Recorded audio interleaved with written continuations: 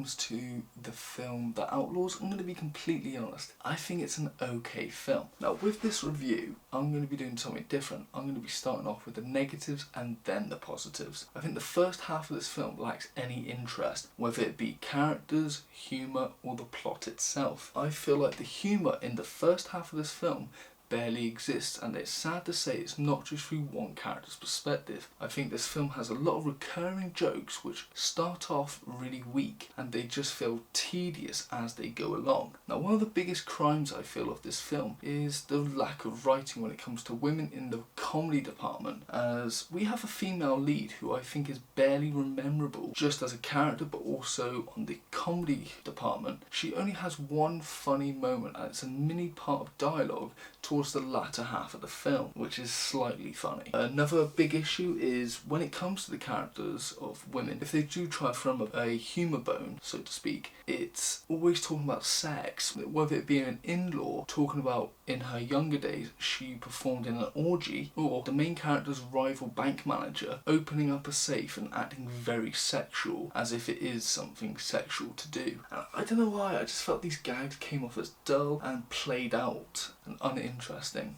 and very unfunny. Something I couldn't get out of my head, but I don't know if many people had this issue, maybe it is just me, but the main character played by Anne Devine came off quite like Jason Bateman. The two sound very similar, and it's no fault to the actor whatsoever, it's something myself, and it really took me out of the film. Now when it comes to the star-studded cast members, I gotta be honest, I think they were barely memorable in this film. Pierce Brosnan did okay, but if we're really being honest, this is not a role everyone's really going to be like, oh, he did amazing, and yeah. I don't think he was that great in this film. I think he was okay, and the same could be said to Michael Rooker. When it comes to the positives of the first half of this film, there are some. I think the opening scene really showed the character that Adam Devine plays. I think they really showed the type of person he is, and I really enjoyed the opening scene as we get to see this wedding diorama that he's made, seeing all the action figures that are in it, who are playing them, and it just shows the type of nerdy character he is, and I kind of enjoyed that. For me personally, the second half is when the film really shines. It's somewhat like a slight diamond in the rough, so to speak. As after the truth is revealed, we see Adam Devine's character being more funny and a bit more confident, and we see them setting up bank heists, and we just get some really ridiculous plans in the comedy side of things. What's really great is with these bank heists, I feel like they elevate each other. I think one being better than the last, and it's really just enjoyable to see, not only just from a action side of things, but also on the comedy side of things as well. And what's also great is we get these chase scenes. One in particular, going through a graveyard, is very cool and comedic at the same time. It's cool seeing all these tombstones being smashed apart and seeing these cars flipping over, but it's also funny just to see the carnage that goes along. The third act to me was really great in the writing aspect,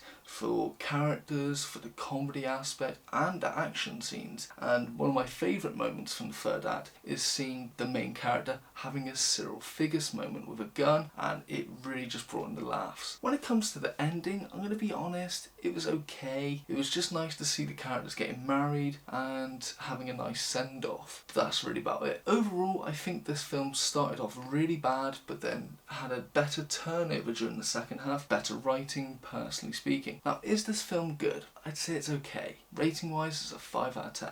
Now, recommendations, it's sad to say that I don't really have any. When it comes to this genre of the in-laws, it's not a genre I personally enjoy. I've attempted to watch a lot of these films, You People, which came out this year, being one of them, and it's sad to say those films aren't my cup of tea. I think they're the worst type of comedy movies, and I would recommend stuff from the cast. There's a lot of actors in this that I think do a really good job, but they somewhat play one-off characters, recurring characters, never really being a lead.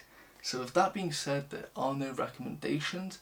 This has been my review for the film The Outlaws. Thank you for watching. If you have enjoyed, please like and subscribe, and as usual, thank you and have a nice day.